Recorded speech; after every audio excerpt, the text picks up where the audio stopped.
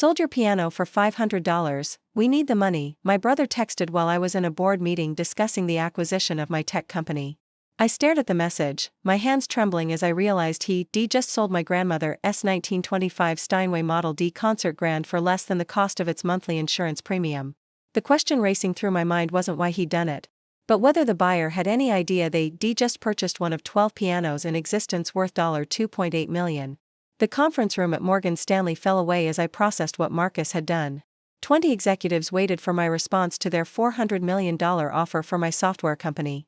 But all I could think about was the piano that had sat in our family's Chicago brownstone for 3 generations, the piano that wasn't just an instrument but a piece of history that Rachmaninoff himself had once played. I understand, I typed back, my fingers steady despite the rage building in my chest. Finally being reasonable, Marcus replied. Mom's medical bills aren't paying themselves. At least you're not throwing another fit about your precious piano.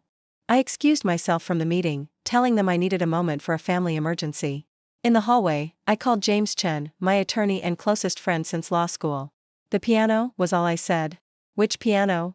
James asked, then paused. Oh God, not the Steinway. Please tell me Marcus didn't, sold it. $500. This morning apparently. The silence on the other end stretched long enough that I checked to make sure we were still connected. Sarah, James finally said, that piano is insured for $2.8 million. It's one of 12 Model D concert grands from Steinway's golden year. The provenance alone, I know what it's worth, I interrupted. The question is whether Marcus knew. He couldn't have. No one sells a piano worth millions for grocery money. He must think it's just an old family piano. That was the crux of it.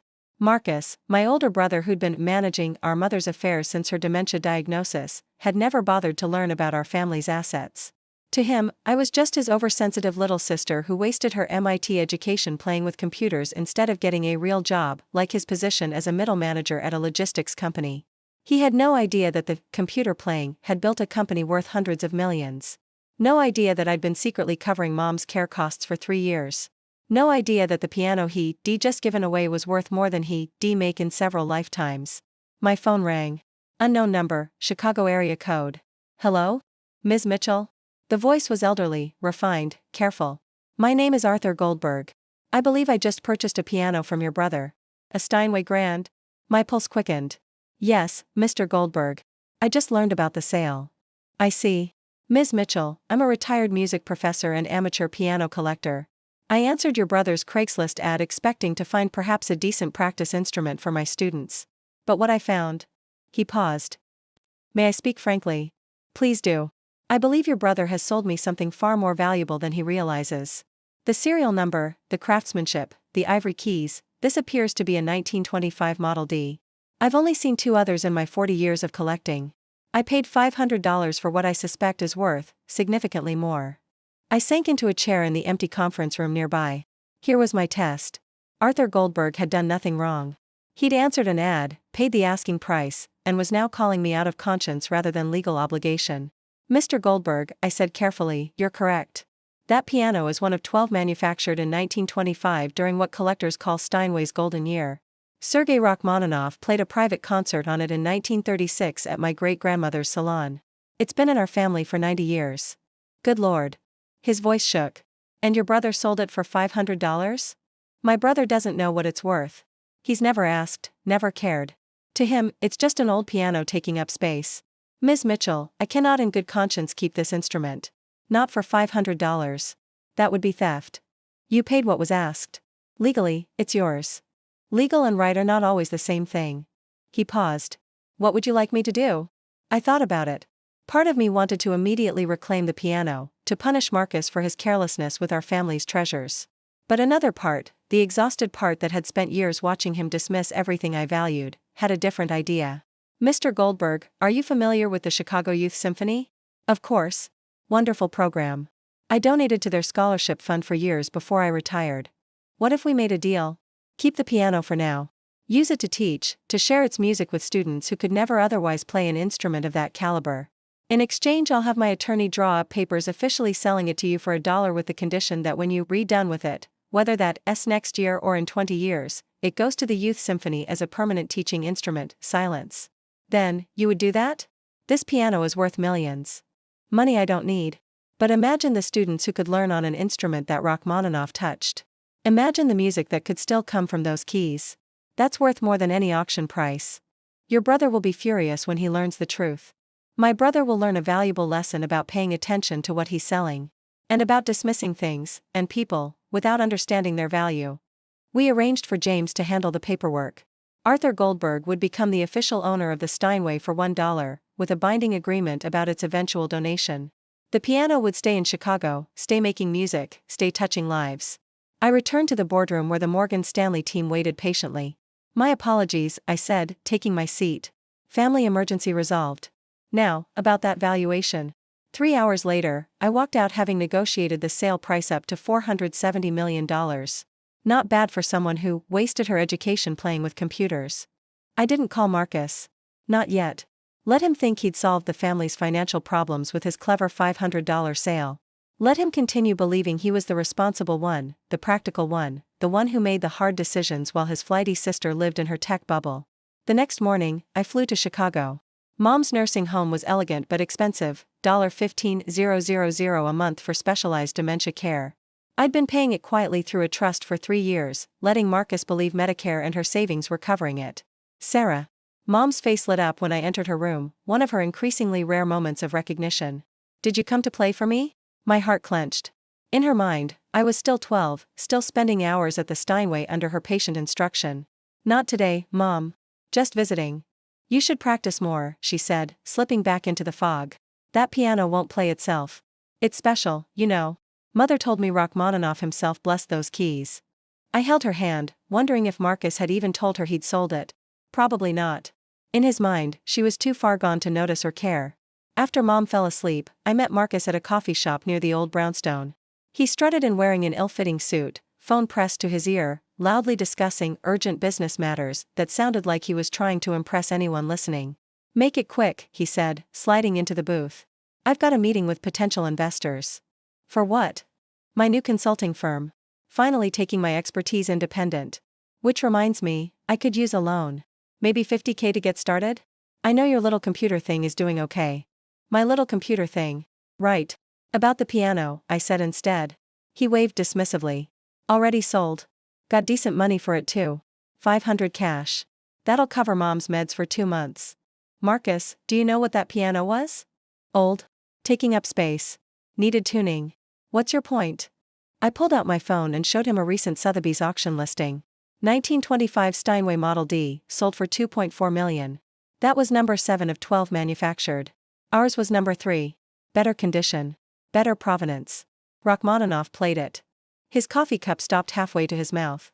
The piano you sold for $500 was worth approximately $2.8 million. The cup slipped, coffee spreading across the table like spilled assets. Marcus stared at the phone, at me, back at the phone. That's impossible. You're lying. Call Sotheby's. Call Christie's. Call any serious piano dealer and tell them you had a 1925 Model D with Rachmaninoff provenance. See what they say.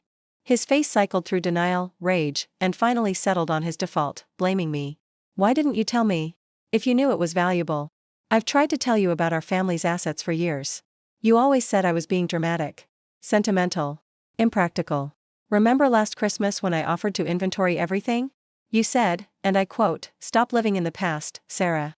Old doesn't mean valuable. But millions." I sold it for. He couldn't finish.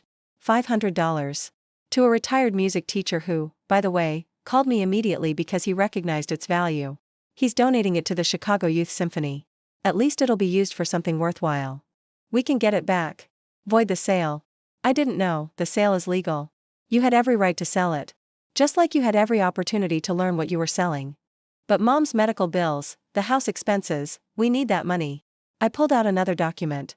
This is the trust one set up 3 years ago. It's been paying Mom's nursing home costs, the house maintenance, everything you thought was coming from her savings and Medicare. Your urgent financial need doesn't exist, Marcus.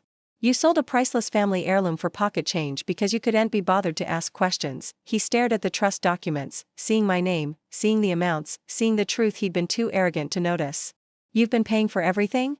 While you've been taking credit for managing Mom's care. Yes. But you just play with computers. You don't have a real job. You're not married. You don't even have a proper apartment. I own a penthouse in Lincoln Park. I run a company with 200 employees that I just sold for $470 million. I've been supporting this family while you've been dismissing me as the flaky little sister who doesn't understand the real world. The Marcus I knew, pompous, condescending, always ready with criticism, crumbled before my eyes. Why didn't you tell me? Would it have mattered? Would you have suddenly respected me? Listened to my input? Treated me as an equal instead of a child? I'm your brother. Who sold my grandmother's piano without asking? Who makes major decisions about mom's care without consulting me? Who spent 30 years telling me I'm too emotional, too impractical, too everything except what you consider successful? So this is revenge? Letting me humiliate myself? This is consequence. The piano is gone, Marcus. But maybe, just maybe, you'll think twice before dismissing things you don't understand. Before assuming value only comes in forms you recognize. The money from the sale, $470 million, we could. There is no we in my company. Just like there was no we when you decided to sell the piano. You've made it clear for years that we're not partners. We're not equals. I'm just the little sister who needs your guidance and wisdom. Sarah, please. The trust will continue paying for mom's care. The house will be maintained. You'll never have to worry about her financial needs. But that's where my obligation ends. I stood to leave, then turned back. You know what the saddest part is? That piano wasn't just worth millions because it was rare. It was worth millions because of its history. Our history. Great-grandmother's salon. Rachmaninoff's hands on those keys. Mom teaching us both to play. For generations of music and memory. And you sold it for $500 because you never bothered to listen to the stories. How was I supposed to know? By caring enough to ask.